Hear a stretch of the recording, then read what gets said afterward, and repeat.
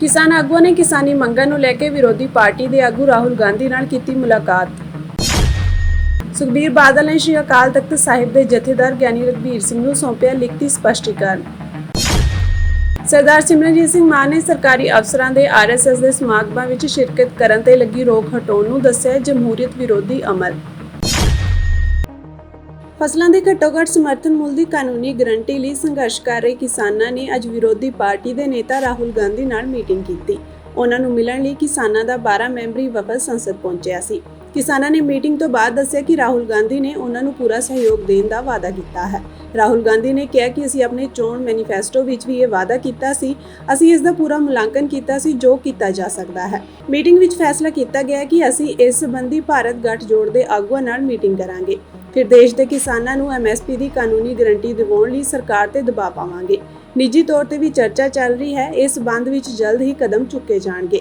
उन्होंने कहा कि वो इस मामले नूं संसद विच उठाउणगे। इस तों इलावा उन्होंने खनौरी सरहद विखे किसानां दी मौत दे मामले की निरपक्ष जांच का भरोसा दिता है। किसानां दी मंग सी कि फसलों के घट्टो-घट्ट समर्थन मुल की कानूनी गारंटी लई बिल लिआंदा जावे। मीटिंग विच पंजाब के संसद मैंबर अमरिंदर सिंह राजा वड़िंग, सुखजिंदर सिंह रंधावा समेत कई आगू हाजिर सन। गांधी जी से मिलने आए थे तो उन्होंने पूरी तरह हमारी बात सुनी है। जो MSP लीगल गारंटी कानून जो हम बनाना चाहते हैं उसके ऊपर लंबी चर्चा हुई है।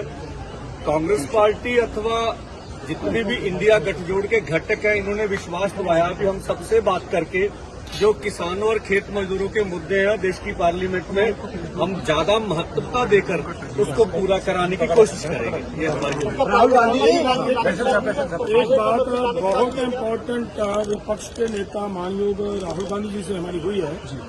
जो हरियाणा गवर्नमेंट ने हमारे किसानों के ऊपर जिस तरह का अत्याचार किया है उसको इन्होंने हमारे साथ वायदा किया है कि जो हरियाणा गवर्नमेंट वही गोलियां चलाने वाले, वही मारने वाले, वही इन्वेस्टिगेशन करेंगे और वो कैसे इंसाफ देंगे उसके ऊपर हमारी आवाज बनकर पार्लियामेंट के अंदर वो बात रखेंगे। प्रयास करेंगे कि हमें इंडिपेंडेंट वो इन्वेस्टिगेशन हो पाए और उन्होंने ये भी हमारे साथ राहुल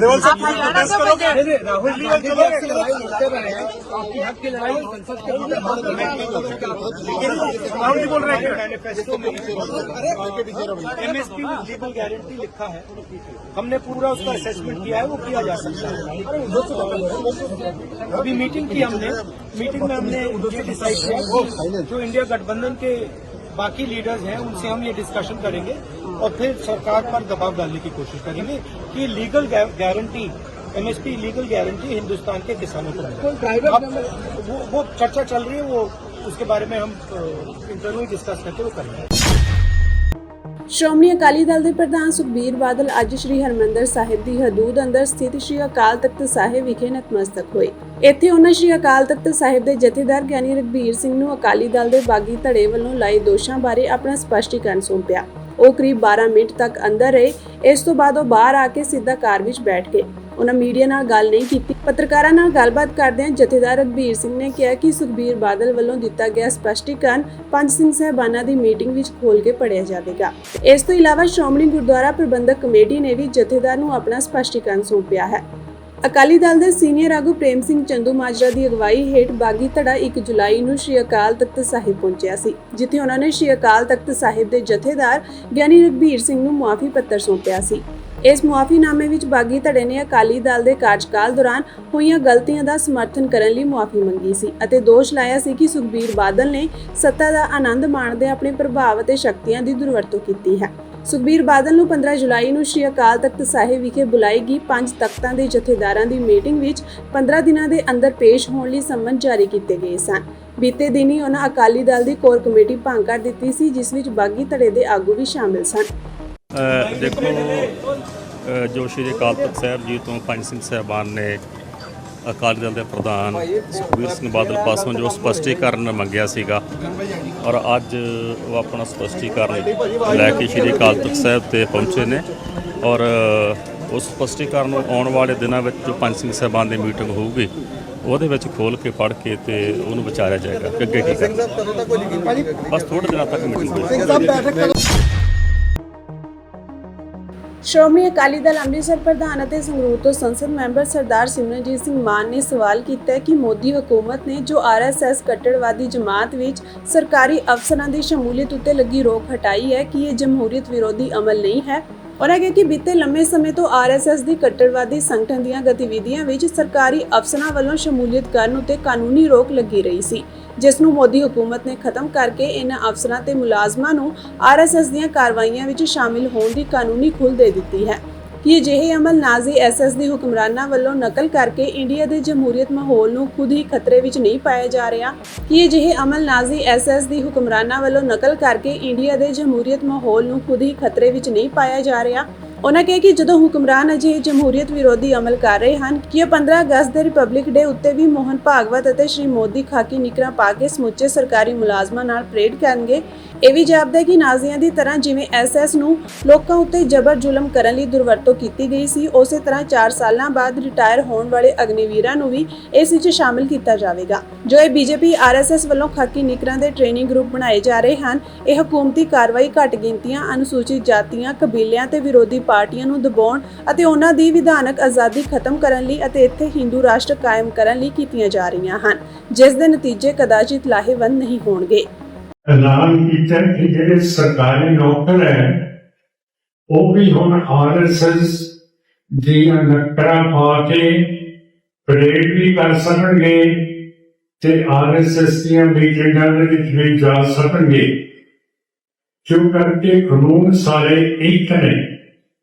ਫਿਰ ਜਿਹੜੇ ਅਸੀਂ ਸਿੱਖ ਹੈ ਅਸੀਂ ਵੀ ਕਮਰ ਕਸਾ ਕਰੀਏ, ਆਪਣੀਆਂ ਪਾਰਟੀਆਂ ਜਿਨ੍ਹਾਂ ਨੂੰ ਸਰਕਾਰ ਨੇ ਭੰਗ ਕਰ ਦਿੱਤਾ ਹੈ, ਜਿਵੇਂ ਬੱਬਰ ਖਾਲਸਾ ਹੋਰ ਲਿਬਰੇਸ਼ਨ ਫਰੰਟ ਹੈ, ਉਹਨਾਂ ਨੂੰ ਵੀ ਅਸੀਂ ਸੁਰਜੀਤ ਕਰਾਈਏ ਕਿ ਜਿਵੇਂ ਆਰਐਸਐਸ ਨੇ ਆਰਡਰ ਕੀਤਾ ਕਿ ਮੁਲਾਜ਼ਮ ਹੁਣ ਪਰੇਡਾਂ ਵੀ ਕਰ ਸਕਦੇ ਹੈ, ਡੰਡੇ ਵੀ ਫੜ ਸਕਦੇ ਹੈ, ਤੇ ਤੁਹਾਨੂੰ ਪਤਾ ਹੋਣਾ ਚਾਹੀਦਾ ਕਿ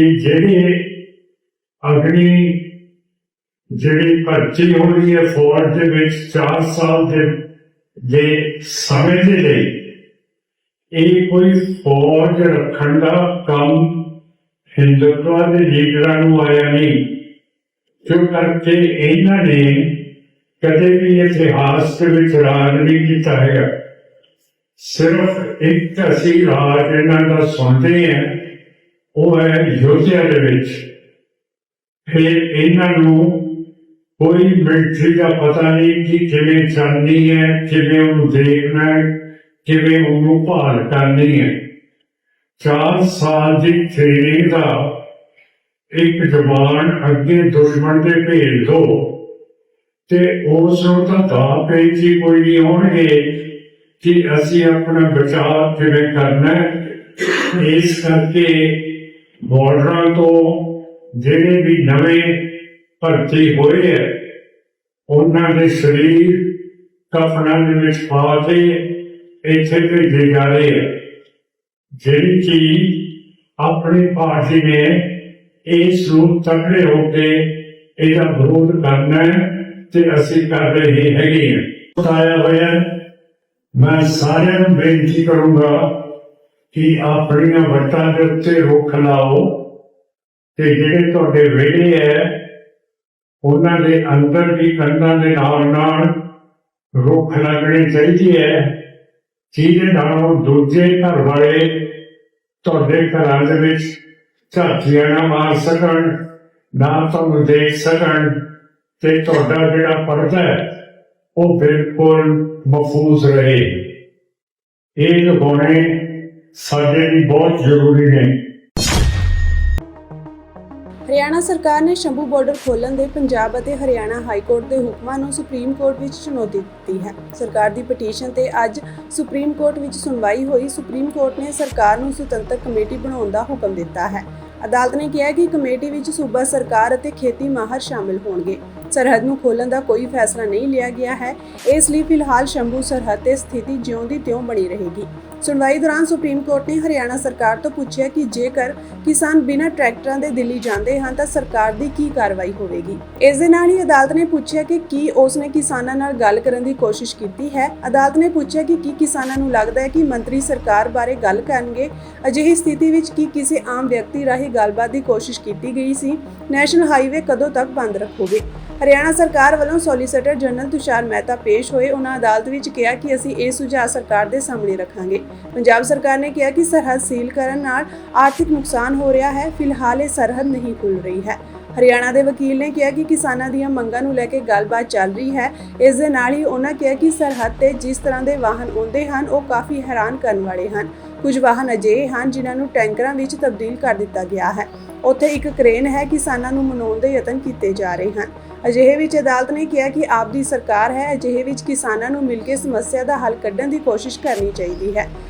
ਜ਼ਿਕਰਯੋਗ ਹੈ ਕਿ 10 ਜੁਲਾਈ ਨੂੰ ਪੰਜਾਬ ਅਤੇ ਹਰਿਆਣਾ ਹਾਈ ਕੋਰਟ ਨੇ ਹਰਿਆਣਾ ਸਰਕਾਰ ਨੂੰ ਕਿਹਾ ਸੀ ਕਿ ਉਹ ਇੱਕ ਹਫ਼ਤੇ ਦੇ ਅੰਦਰ ਬਾਰਡਰ ਤੋਂ ਬੈਰੀਕੇਡ ਹਟਾਉਣ ਤਾਂ ਜੋ ਲੋਕਾਂ ਨੂੰ ਆਉਣ ਜਾਣ ਵਿੱਚ ਕੋਈ ਦਿੱਕਤ ਨਾ ਆਵੇ।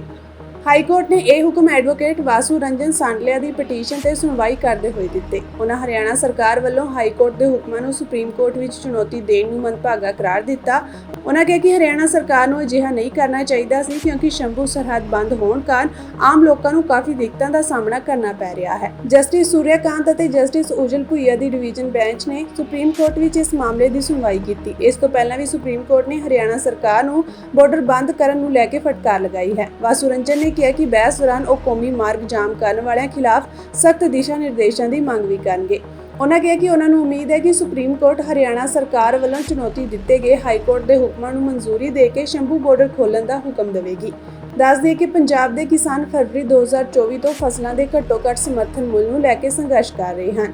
ਅਜਿਹੇ ਵਿੱਚ ਸੁਰੱਖਿਆ ਨੂੰ ਧਿਆਨ ਵਿੱਚ ਰੱਖਦੇ ਹੋਏ ਹਰਿਆਣਾ ਸਰਕਾਰ ਨੇ ਬੈਰੀਕੇਡ ਲਗਾ ਕੇ ਹਰਿਆਣਾ ਅਤੇ ਪੰਜਾਬ ਦੀ ਸ਼ੰਭੂ ਸਰਹੱਦ ਨੂੰ ਬੰਦ ਕਰ ਦਿੱਤਾ ਸੀ।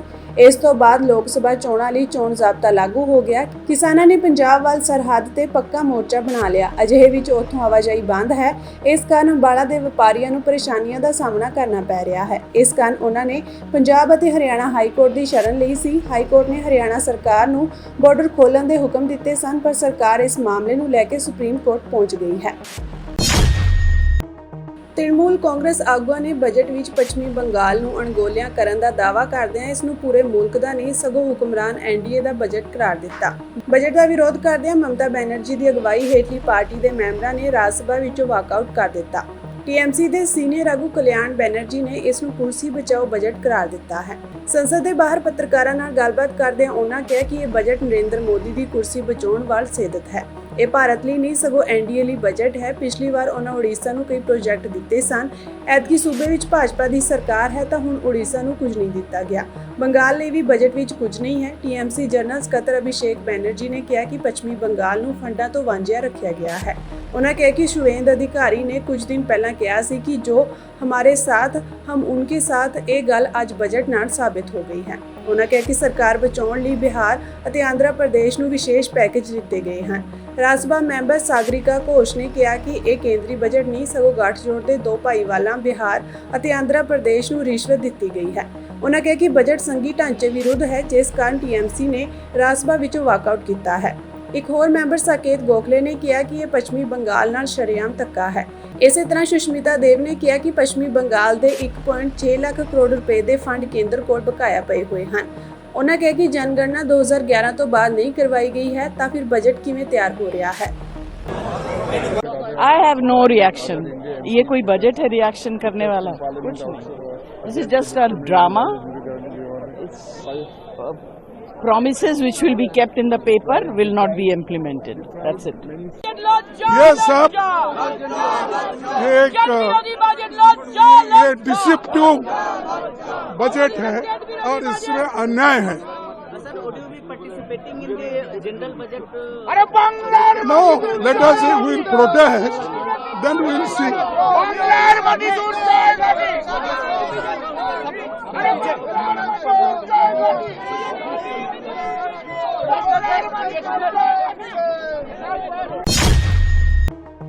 ਅੰਤਰਰਾਸ਼ਟਰੀ ਕਰਾਟੇ ਖਿਡਾਰੀ ਦੀ ਕਰਜ਼ੇ ਨੂੰ ਲੈ ਕੇ 9 ਲੱਖ ਰੁਪਏ ਦੀ ਮਦਦ ਇੱਕ ਪੰਜਾਬੀ ਗਾਇਕ ਵੱਲੋਂ ਕੀਤੀ ਗਈ ਸੀ। ਅੱਜ ਖਿਡਾਰੀ ਤਰੁਣ ਕੁਮਾਰ ਵੱਲੋਂ ਪੰਜਾਬ ਸਰਕਾਰ ਤੇ ਵਾਅਦਾ ਖਿਲਾਫੀ ਨੂੰ ਲੈ ਕੇ ਭੜਾਸ ਕੱਢੀ ਗਈ। ਲੁਧਿਆਣਾ ਡਿਪਟੀ ਕਮਿਸ਼ਨ ਦੇ ਬਾਹਰ ਅੰਤਰਰਾਸ਼ਟਰੀ ਕਰਾਟੇ ਖਿਡਾਰੀ ਤਰੁਣ ਸ਼ਰਮਾ ਨੇ ਬੂਟ ਪੋਲਿਸ਼ ਕਰਕੇ ਅਨੋਖੇ ਢੰਗ ਨਾਲ ਪ੍ਰਦਰਸ਼ਨ ਕਰਕੇ ਰੋਸ ਪ੍ਰਗਟਾਇਆ। ਉਹਨਾਂ ਨੇ ਸਰਕਾਰ ਅਤੇ ਪ੍ਰਸ਼ਾਸਨ ਨੂੰ ਉਹਨਾਂ ਦੀ ਮਦਦ ਦੀ ਗੁਹਾਰ ਲਗਾਈ। ਖਿਡਾਰੀ ਨੇ ਕਿਹਾ ਕਿ ਮੈਂ ਕੋਈ ਭੀਖ ਨਹੀਂ ਮੰਗ ਰਿਹਾ, ਆਪਣਾ ਹੱਕ ਮੰਗ ਰਿਹਾ ਹਾਂ। ਮੈਂ 27 ਸਾਲ ਇਸ ਖੇਡ ਤੇ ਲਾ ਦਿੱਤੇ, ਪੰਜਾਬ ਤੇ ਲਗਾ ਦਿੱਤੇ ਹਨ। ਮੈਨੂੰ ਚਪੜਾਸੀ ਵੀ ਰੱਖ ਲਿਆ ਜਾਵੇ ਤਾਂ ਵੀ ਲੱਗ ਜਾਵਾਂਗਾ। ਮੈਂ ਉਸ ਵਿੱਚ ਵੀ ਖੁਸ਼ ਹਾਂ ਕਿਉਂਕਿ ਮੇਰੇ ਘਰ ਦੇ ਹਾਲਾਤ ਇੰਨੇ ਮਾੜੇ ਹਨ ਕਿ ਕਈ ਵਾਰ ਇੱਕ ਟਾਈਮ ਦੀ ਰੋਟੀ ਵੀ ਮੁਸ਼ਕਿਲ ਨਾਲ ਬਣਦੀ ਹੈ। ਪੰਜਾਬ ਸਰਕਾਰ ਵੱਲੋਂ ਸਹਾਇਤਾ ਦਿੱਤੇ ਜਾਣ ਬਾਰੇ ਤਰੁਣ ਨੇ ਕਿਹਾ ਕਿ ਅੱਜ ਮੈਨੂੰ 2 ਮਹੀਨੇ ਹੋ ਗਏ ਹਨ ਸੜਕ ਤੇ ਉਤਰਿਆ। ਅੱਜ ਹਲਕੇ ਦੇ ਆਪ ਵਿਧਾਇਕ ਨੇ 11,000 ਰੁਪਏ ਦੀ ਮਦਦ ਜ਼ਰੂਰ ਦਿੱਤੀ ਹੈ ਅਤੇ ਭਰੋਸਾ ਦਿੱਤਾ ਕਿ ਸੀਐਮ ਭਗਵੰਤ ਮਾਨ ਨਾਲ ਮੁਲਾਕਾਤ ਕਰਵਾਉਣਗੇ, ਪਰ ਇਸ ਤੋਂ ਬਾਅਦ ਕੋਈ ਵੀ ਸੁਨੇਹਾ ਨਹੀਂ ਆਇਆ। ਤਰੁਣ ਨੇ ਕਿਹਾ ਕਿ ਇਹ ਸਾਰੇ ਮੈਡਲ ਉਸਨੇ ਆਪਣੇ ਖਰਚੇ ਤੇ ਜਿੱਤੇ ਹਨ। ਉਹ 12 ਲੱਖ ਰੁਪਏ ਦਾ ਕਰਜ਼ਾ ਲੈ ਕੇ ਖੇਡਿਆ ਤੇ ਪੰਜਾਬ ਲਈ ਤਮਗੇ ਜਿੱਤੇ। ਉਹਨਾਂ ਕਿਹਾ ਕਿ ਇੱਕ ਪੰਜਾਬੀ ਗਾਇਕ ਕਰਨ ਔਜਲਾ ਨੇ ਜ਼ਰੂਰ ਉਹਨਾਂ ਦੀ ਸਹਾਇਤਾ ਕੀਤੀ ਤੇ 9 ਲੱਖ ਰੁਪਏ ਦਾ ਕਰਜ਼ਾ ਉਤਾਰਿਆ, ਜਦਕਿ ਬਾਕੀ ਕਰਜ਼ਾ NRI ਅਤੇ ਪੰਜਾਬੀਆਂ ਨੇ ਮਿਲ ਕੇ ਉਤਾਰ ਦਿੱਤਾ ਹੈ। ਖਿਡਾਰੀ ਨੇ ਮੌਜੂਦਾ ਪੰਜਾਬ ਦੀ ਆਮ ਆਦਮੀ ਪਾਰਟੀ ਦੀ ਸਰਕਾਰ ਤੇ ਕਈ ਤਰ੍ਹਾਂ ਦੇ ਸਵਾਲ ਚੁੱਕਦਿਆਂ ਆਖਿਆ ਕਿ ਜਦੋਂ ਪੰਜਾਬ ਵਿੱਚ ਕਾਂਗਰਸ ਦੀ ਸਰਕਾਰ ਸੀ ਉਸ ਵੇਲੇ ਆਮ ਆਦਮੀ ਪਾਰਟੀ ਦੇ ਆਗੂ ਉਸ ਦੇ ਨਾਲ ਪ੍ਰਦਰਸ਼ਨ ਦੇ ਵਿੱਚ ਖੜਦੇ ਸਨ ਅਤੇ ਉਸ ਨੂੰ ਭਰੋਸਾ ਦਿੰਦੇ ਸਨ ਕਿ ਜਦੋਂ ਉਹਨਾਂ ਦੀ ਸਰਕਾਰ ਬਣੇਗੀ ਤਾਂ ਉਸ ਨੂੰ ਬਣਦਾ ਸਨਮਾਨ ਦਿੱਤਾ ਜਾਵੇਗਾ, ਸਰਕਾਰੀ ਨੌਕਰੀ ਦਿੱਤੀ ਜਾਵੇਗੀ। ਪਰ ਅੱਜ ਪੰਜਾਬ ਦੇ ਵਿੱਚ ਸਰਕਾਰ ਆਮ ਆਦਮੀ ਪਾਰਟੀ ਦੀ ਹੈ, ਇਸ ਦੇ ਬਾਵਜੂਦ ਉਸ ਦੀ ਕੋਈ ਵੀ ਮਦਦ ਨਹੀਂ ਕੀਤੀ ਜਾ ਰਹੀ। ਤਰੁਣ ਸ਼ਰਮਾ ਨੇ ਨਿਰਾਸ਼ ਹੁੰਦਿਆਂ ਕਿਹਾ ਕਿ ਭਾਵੇਂ ਉਸਨੇ ਅੰਤਰਰਾਸ਼ਟਰੀ ਪੱਧਰ ਤੇ ਨਾਮ ਨਾ ਖੱਟਿਆ, ਪਰ ਸਰਕਾਰ ਵੱਲੋਂ ਬਾਹ ਨਾ ਫੜੇ ਜਾਣ ਕਾਰਨ ਖੰਨਾ ਦੇ ਵਿੱਚ ਸਬਜ਼ੀ ਵੇਚਣ ਦਾ ਕੰਮ ਕਰ ਰਿਹਾ ਹਾਂ। ਉਸਨੇ ਪੰਜਾਬ ਦੇ ਮੁੱਖ ਮੰਤਰੀ ਭਗਵੰਤ ਮਾਨ ਨੂੰ ਮੰਗ ਕੀਤੀ ਹੈ ਕਿ ਉਸ ਨੂੰ ਸਰਕਾਰੀ ਨੌਕਰੀ ਦਿੱਤੀ ਜਾਵੇ ਅਤੇ ਆਰਥਿਕ ਮਦਦ ਵੀ ਕੀਤੀ ਜਾਵੇ।